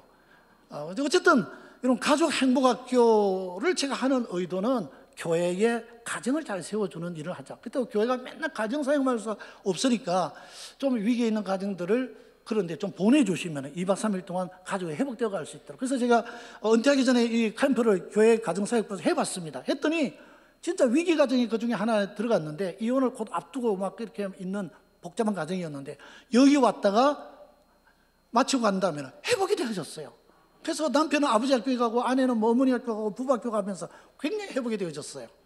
그러니까 이 가정을 회복시켜주고 가정을 세워주는 일은 교회가 절대 포기하면 안 됩니다. 특히 이 사회에 우리가 등대 역할을 하는 것 중에 한 가지가, 교회 가면은 가정이 산다더라, 교회 가면은 자녀가 반듯하게 정말 제대로 교육을 받는다더라. 여러분 여기에 교회의 희망을 여러분 가질 수 있어야 할 줄로 믿습니다. 그래서 가정을 잘 세워주는 것만 해도 교회는 이 세상 사람들이 당신들은 우리 곁에 있어야 됩니다, 우리들을 위해서 필요합니다, 이런 교회가 된다는 이야기죠. 자, 한 가지 더, 선교지향적 교회가 생존한다. 여러분 전도를 위해서 열심을 다하고 최선을 다해야 여러분 그 교회가 비로소 생겨나지 영혼에 대한 뜨거운 열정, 사랑도 없는데 하나님이 그 귀한 영혼을 보내주시겠냐는 거예요. 오늘 남북교회는 정말 영혼에 대한 뜨거운 사랑을 갖고 이 지역에 나아가서 저들의 영혼을 향해서 정말 복음을 전하고 저들을 주님 앞으로 이끄는 일에 헌신하는 우리 모든 직원들이 되기를 바랍니다. 자, 그 다음에는 경건생활 모델과 훈련 가이드라 그랬어요. 직원은 어떤 사람이 되어야 되느냐? 우리가 먼저 경건한 생활을 하는 모델이 되고 가이드가 돼야 돼요. 저는 처음에 신학교를 졸업하고 제일 먼저 우리는 단독 목회를 해야 목사 안수를 받을 수 있는 시기였습니다. 그래서 은퇴하자마자 뭐 도시로 개척하고 뭐 이렇게 뭐 또 시골의 작은 교회에 부임해 가는 뭐 이제 동료들도 있고 했는데, 저는 65세대가 사는 농촌 순수한 농사만 짓는 마을에 마을 창고를 빌려서 교회를 개척했습니다. 만 4년 동안 했는데 멍석을 깔고, 그리고 십자가도 마분지로 오래가지고 흰 종이를 갖다 붙이고, 그리고 이게 마을 창고를 빌렸기 때문에 여기에 뭐 소 구루마라든지 가마니라든지 농기구 잔뜩 쌓여 있는, 근데 그런 장소를 빌려가지고 개척을 했었습니다. 그리고 6개월 후에는 교회를 이제 그 동네에 외곽에 교회를 지어가지고 4년 반 동안 목회를 했습니다만은, 이런 그게 가장 그 개척교회 애로가 뭐냐면은 뭐 11조를 가르치고 감상금을 가르치고 이러면요, 아이고 그런 거 하는 사람이 세상에 어디 있어요. 아니 주일날 한 번만 나가도 어려운데 저녁에 가고, 그리고 뭐 수요일날 가고, 뭐 금요일날도 가고, 새벽에, 에이 그런 말 하지 마세요. 그건 전도사님이는 그런 이야기를 하죠. 뭐 이렇게 이야기해요. 참 그게 어려워요. 누군가 본을 보여주는 사람이 없으니까 어려운 거예요. 그런데 오늘 우리 전통교회는 이미 신앙생활 오래되신 분들이, 또 우리 직원들이 본을 보여줄 수 있기 때문에 얼마든지 가능한 줄로 믿습니다. 여러분들은 모든 경건생활에, 즉 기도생활, 또 성경 보는 생활, 그리고 여러분이 이웃들과 서로 나누는 이 삶의 나눔, 이런 모든 일에 모범자로 살아가시기를 바랍니다. 그런 사람들을 잘 가이드해 주는 스텝이 있어야 돼요. 저는 우리 교회에서 새가족들을 위해서 알파 코스를 했어요. 알파 코스를 하면은 한 조에 12명씩 이렇게 받게 되는데, 12명 중에 4명은 스텝입니다. 그리고 8명이 세신자예요. 근데 8명의 세신자를 섬기기 위해서 4명의 스텝들이 한 명이 2명씩을 돌보게 됩니다. 그래서 10주 동안 지나가게 되는데, 10주 지나게 나오는데 설문을 해보면 당신이 어디서 은혜 받고 이렇게 변화가 왔다고 생각합니까? 첫 번째가 자기들을 섬겨준 스텝 때문에 변화됐다는 거예요. 물론 그게 성령의 사역이 있고 기도의 사역이 있기 때문에, 또 말씀을 잘 가르치기 때문에 그런 변화가 오기도 하는데, 10주만 지나면 세 사람들이 전부 성령 받게 되고 중생 체험하게 되고 거의 90%가 교회에 정착하게 되더라고요. 그래서 10년 만에 교회가 세배성 부흥하게 된 것은, 제가 24기까지 새가족반을 위한 10주 코스의 그 알파 코스를 했더니 그런 역사가 일어난 거예요. 근데 그게 가장 중요한 방법 중에 하나가 스텝들, 섬기는 사람이 있었기 때문에 저들이 변화가 된 거예요. 오늘 우리 직원들은 그런 누군가를 섬기는, 소그룹에서 누군가를 섬기는 그런 훌륭한 스텝들이 되시기를 바랍니다. 모델을 보여주는 사람이 있어야 돼요. 자, 그럴 때 다른 사람이 따라온다는 이야기입니다. 마지막에 지역사회를 품는 교회입니다. 즉 교회가 세상에 등대 역할을 해야죠. 칭찬받는 교회가 돼야 되죠. 그래서 저는 저희 평택교회 부임해서 처음에 노인대학을 계속 뭐 한 20년가량 했습니다만은, 새성년에 들어와서부터는 혼자 사는 노인, 독거 노인들을 돌보기 위한 노인복지센터를 세웠어요. 복지단체를 세운 거죠. 그래서 한 100명, 200명을 돌봤더니 2년 했더니 시에서 막 위탁을 주면서 시에서 담당하고 있는 모든 독거 노인들을 좀 해달라, 또 새로운 사람을 찾아내서 해달라. 그래서 500명을 더 추가로 찾아내서 우리가 700명을 돌보다가 해가 지나면서 자꾸 더 맡아달라 해서 제가 은퇴할 때는 1,500명의 독거노인을 돌보는 교회가 됐어요. 거기에 종사하는 복지사와 또 지도사들만 60-70명인데, 뭐 그중에 우리 교인도 있고 타 교인도 많지만은 다 유급자들입니다. 돈 받으면서 이제 봉사하는 사람들이죠. 그래서 그런 노인복지센터를 통해서 어렵게 혼자 살아가는 독거노인들을 돌보는 일이라든지, 또 평택에는 다문화 가정이 외국에서 온 근로자나 그 이주 여성들이 많습니다. 뭐 지금 시대가 또 그런 시대지 않습니까? 평택 시내만 하더라도 처음에 시작할 때 약 한 5천여 명 외국인이 있다 했는데 지금 한 3만여 명 이상 돼요. 근데 그들을 위해서 무료 진료를 시작했습니다. 우리 교회 의사, 약사, 간호사, 또 봉사자들 한 20여 명이 팀을 딱 이루어가지고 매달 한 번 봉사를 갔는데, 처음에는 뭐 한 50명이 오더니 지금은 100명 정도씩 와요. 또 지금은 외국인 교회들이 많이 생겨가지고 뭐 중국인 교회, 필리핀인 교회, 무슨 뭐 이 특수 교회들이 많습니다. 다 사람들 데리고 와요. 외국인도 무료 진료로 해줍니다. 그들 진료만 해주는 게 아니라 이제 우리가 나중에 우리가 이 팀이 너무 잘 움직이니까 우리가 해외 선교를 가자. 그래서 여름만 되면은 우리가 휴가를 다 여기에 맞춰가지고 이제 되게 3박 4일, 4박 5일 해가지고 중국에 2번, 또 뭐 캄보디아에 2번, 몽골에 2번, 네팔도 2번, 뭐 베트남도 지금 2번 이런 식으로 해서 지금 10여 년 동안 이런 우리 무료 진로팀이 해외 선교도 이렇게 단기 선교로 나가고 있습니다. 그 외에도 시내에 있는 모든 중학생들 또 혹은 중학교 혹은 이제 고등학교, 중학교 의무 교육이 됐으니까 이제 고등학교 8개 고등학교에 장학생 교장선생님 통해서 선물을 받아서 장학금을 지금 적어봐서 처음부터 지금까지 계속 장학금 전달하고 교회 안에도 장학생을 선발해서 전달하는 이런 일들을 해왔습니다. 여러분 이런 이야기를 듣는 것은 지역사회를 품는 교회가 되어야만이 우리는 오늘 이 시대에 다시 부흥하는 성장하는 교회가 되어질 줄로 믿습니다. 지역과 등지는 교회 되면 안 돼요. 지역을 품을 수 있어야 됩니다. 저는 목회 철학을 이 세 가지를 갖고 있습니다. 전천후 목회, 두 번째 창의적 목회, 세 번째 균형 잡힌 목회. 이게 제 목회 철학으로 늘 이렇게 평생 목회를 그렇게 해왔습니다.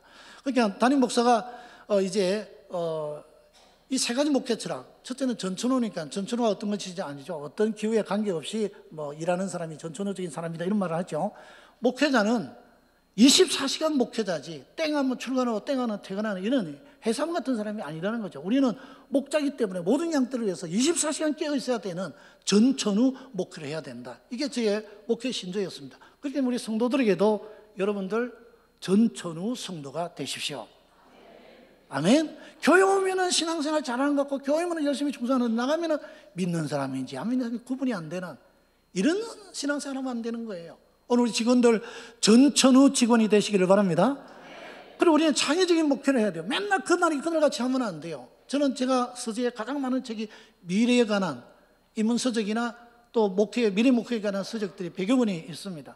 뭐 다 읽지는 못해도 다 대부분 책들을 제가 보면서 미래 사회를 항상 준비하는, 그래서 후배들에게 늘 이야기합니다. 10년 후를 준비하라. 10년 후를 준비하지 않는 목회는 아까 목사님 말씀한 것처럼 비전이 없는 사람입니다. 개인도 그렇고 교회도 마찬가지입니다. 10년 후에가 이 교회가 있는 이 위치가 어떻게 변화할 것인가를 내다보고 목회해야 되는 거죠. 또 우리 성도들도 직원들도 그런 직원들이 되기를 바랍니다. 그게 창의적인 목회라는 거예요. 창의적인 우리 직원들은 이 교회의 미래를, 먼 미래를 바라보면서 창의적으로 해나갈 수 있게 되기를 바랍니다. 우리 교회는 그런 가운데 남이 하지 않는 새로운 우리만의 아주 독창적인 것들을 많이 개발해서 해봤어요. 안 되는 거는 버리지만은, 그러나 잘 되는 것을 계속 이렇게 함으로써 교회를 부흥시키는데 많은 도움이 됐습니다. 그리고 마지막에는 균형이 잡혀야 돼요. 아까도 말했지만 교회 본질 세 가지가 골고루 잘 가르쳐져야지 어느 한쪽에 빠지면 안 된다 이제. 교회는 예배도 중요하지만 교육도 중요하고 선교도 중요하고 그리고 교제도 중요하고 봉사도 중요하고 골고루 균형이 잡혀야 돼요. 사람이 균형 감각이 있어야 된다는 거죠. 오늘 이 남북교회는 이 직원을 통해서 모든 부분이 균형 있게 성장하게 되시기를 축원합니다. 왜 성장이 둔화되느냐 하면요, 이 균형이 잘 잡히지 않아 가지고 어느 한쪽에 약점이 있는 데에 그쪽으로 에너지가 빠져나가면 그 빠져나가는 쪽에 평균 수치가 잡혀요. 그게 자연적 교회 성장론이라고 하는 이론에서 나옵니다만 두레박의 원리입니다. 옛날 두레박은 나무로 만들었어요. 그 나무가 오래 물에 사용하다 보면 한쪽에 뚝 잘라져서 떨어지면 물을 파도 끝까지 차지 않고 그 떨어져 나간 만큼밖에 물이 더 이렇게 펄 수가 없어요. 이게 바로 우리가 떨어져 나간 만큼 그 약점을 보완하면 전체는 다 가득 차게 되는 거예요. 우리가 약점이 뭔 줄 알고 그것을 보완해서 균형을 잘 전체적으로 잘 이루면 교회는 자연적으로 성장하게 될 줄로 믿습니다. 우리 직원들이 그걸 알아야 돼요. 우리 교회의 가장 취약한 부서가 뭔가, 그게 오히려 더 많이 우리가 집중하고 더 많이 헌신하고 더 많이 투자해서 그런 부분을 살려낸다면 오늘 교회는 놀라운 부흥의 결과를 가져오게 될 줄로 믿습니다. 저는 요한계시록을 한마디로 정리한다면 역사의 미래와 현실적 신앙에 대해서 우리에게 도전하고 있다, 저는 이렇게 봅니다. 여러분 보세요. 요한계시록은 7년대의 환난과 그리고 그 이후에 있을 천년왕국과 그리고 그 이후에 있을 영원한 하나님의 나라에 대한 예언의 말씀이죠. 여러분, 요한계시록을 좀 깊이 하는데 요한계시록 깊이 하면 안 됩니다. 요한계시록을 통해서 미래의 이 세상이 어떻게 될 것인가를 똑바로 알고 그 시간표를 보면서 우리는 제대로 준비해야 된다 이거죠. 예수님도 마태복음 24장에 보면 종말에 대한 징조를 이야기합니다. 그리고 종말에 어떤 태도를 갖고 신앙생활을 해야 될지 마태복음 25장에 세 가지 비유를 말씀합니다. 지혜롭고 어리석은 5 처녀 비유, 그리고 달란트의 비유, 그리고 양과 염소의 비유 말씀하면서 마지막에는 우리가 어떤 신앙으로 깨어있고 어떻게 준비해야 될 것을 말씀하셨어요. 여러분, 그렇다면 예수님도 그렇게 종말에 관한 이야기를 하면서, 그리고 또 너희가 마지막이 되면 다니엘의 말하자면 예언을 보라고 말씀했어요. 여러분, 다니엘서는 그냥 생애만 중요한 것이 아니라 1장에서 6장까지 나타난 다니엘의 생애왕과 7장부터 12장까지 다니엘이 말하고 있는 수많은 예언들은 오늘 미래 사회를 미리 내다본 거예요.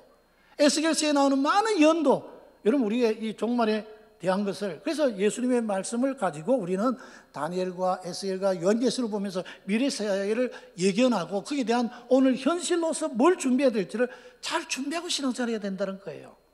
오늘 우리 남북교회는 그런 교회가 될 수 있기를 바랍니다. 자, 그런 의미에서 정말 예수님이 오늘 이 시대에 우리를 향해서 뭐라고 말씀하실까? 예수님이라면 어떻게 했을까? 여러분 고민해 보시고, 저는 거기에 대한 답으로 늘 오늘 제가 서두에 말씀했듯이 요한복음 12장 24절의 말씀, 여러분 예수님은 헬라인들이 지혜를 구하기 위해서 예수님에게 찾아왔어요. 그때 예수님 하신 말씀입니다. 아주 의미심장한 말씀 하신 거죠. 딱 이 말 한마디를 헬라인들을 위해서 하신 겁니다. 하늘이 미리 죽지 않고 그대로 있으면 하늘 그대로 있고 죽으면 많은 열매를 맺으리라. 아멘. 죽어야 된다는 거죠. 아까 바울이 말한 것처럼 십자가의 정신, 내가 교회를 위해서, 아까 여러분 찬송서에 보니까 하나님의 밀로 죽어지자는 내용들 2번이나 나와서 제가 덜해 받았어요. 오늘 제 설교하고 연결이, 제 강의하고 연결이 됐기 때문에. 여러분, 죽어지는 십자가의 정신이 없으면 그게 어떤 많은 열매를 기대할 수가 없어요. 우리가 포도나무 비유에서 보지만 열매를 많이 맺으면 주인이 기뻐할 거예요. 근데 열매가 없으면 주인이 얼마나 실망하겠어요. 여러분, 많은 열매 맺는 남북교회 되시기를 축원합니다. 그러면 십자가의 정신으로 죽어지는 사람들이 많이 나와야 돼요. 나요 나요 나요 이러면 안 된다 이거예요. 우리는 온전히 화합하는 이런 교회가 되어야 할 줄로 믿습니다. 또 성령님은 과연 누구와 함께 하겠는가? 어떤 사람과 성령님 함께 하겠어요? 여러분, 이거는 성령의 교제요, 성령이 피조물로 탄생한 교회인데, 여러분 아까 말씀드린 것처럼 빌립보서 2장 1절로 11절의 말씀이 더 나옵니다만, 우리는 성령으로 마음을 같이 하고 같은 사랑을 가지고 뜻을 합하여서 한 마음을 품으라고 하는 이 빌립보서 2장 1절에 나오는 말씀 생각이 됩니다. 그리고 다른 사람을 위해서 겸손하게 배려할 줄 알고 섬겨야 된다. 성도의 교제를 이렇게 하는 것이다. 그리고 너희 안에 이 마음을 품으라. 그러면서 그리스도 예수의 마음이니, 그분은 하나님과 똑같은 본체를 가졌지만은 그분은 사람이 되었고, 사람이 되어야 돼 종의 형체를 가지고, 종의 형체만 가진 게 아니라 죽기까지 복종했다는 거예요. 아멘. 예수님이 죽음으로써 십자가로 우리에게 보여준 그 삶의 법범을 따라가는 것이, 그런 자가 되고자 할 때 성령도 그런 교회와 그런 성도에게 함께 하실 줄로 믿습니다. 오늘 우리 남북교회는 이번 직원 세미나를 통해서 정말 예수님이라면 오늘 나에게 뭐라고 말씀하실까? 성령님은 오늘 우리에게 뭘 요구하실까? 다시 한번 물으면서 스스로 답을 찾고 다시 한번 헌신할 수 있는 여러분 모두 되시기를 간절히 축원합니다. 우리 합심해서 한번 기도하고 제가 마무리 기도하도록 하겠습니다. 여러분, 합심 기도할 때 첫 번째는 하나님, 초갈등 시대를 극복해 나갈 수 있는 우리 교회와 직원들이 될 수 있도록 우리에게 한 마음, 또 같은 사랑, 한 뜻으로 화합할 수 있도록 우리를 인도하여 주옵소서 하고 여러분 기도하시기를 바랍니다. 두 번째는 오늘 우리 교회가 오늘 이 시대에 정말 답이 되는 교회가 되게 해주십시오. 그러기 위해서는 정말 오늘 우리 교회가 살아있는 생동감이 넘치는 예배가 있고 가정이 살아있고 복음을 꾸준히 전하고 그리고 우리 직원들이 모든 삶의 모델이 되어지고 이 지역사를 품는 이런 교회로 서가게 해 주옵소서 하고 여러분 기도할 수 있기를 바랍니다. 우리 주여 삼창하시고 간절하게 기도하겠습니다. 주여 주여 주여. 오 자비로우신 아버지 하나님 은혜를 감사합니다. 이 시간 저를 주님 앞에 불러주셔서 이렇게 귀한 말씀 서로 나누게 하여 주시고 아버지 하나님 다시 한번 이 교회를 어떻게 우리가 아버지 하나님 직원으로서 감당해 나갈지 깨닫게 하여 주시는 은혜를 감사합니다. 오 주님 오늘 주신 이 말씀 속에 이 초갈등 시대를 극복해 나갈 수 있는 오늘 이 교회가 되게 하시고 이 시대에 답이 될 수 있는 교회가 될 수 있도록 도와주시옵소서. 이를 위하여 우리가 한 마음과 같은 사랑과 한 뜻으로 온전히 화합하는 교회가 될 수 있도록 은혜를 베풀어 주시옵소서.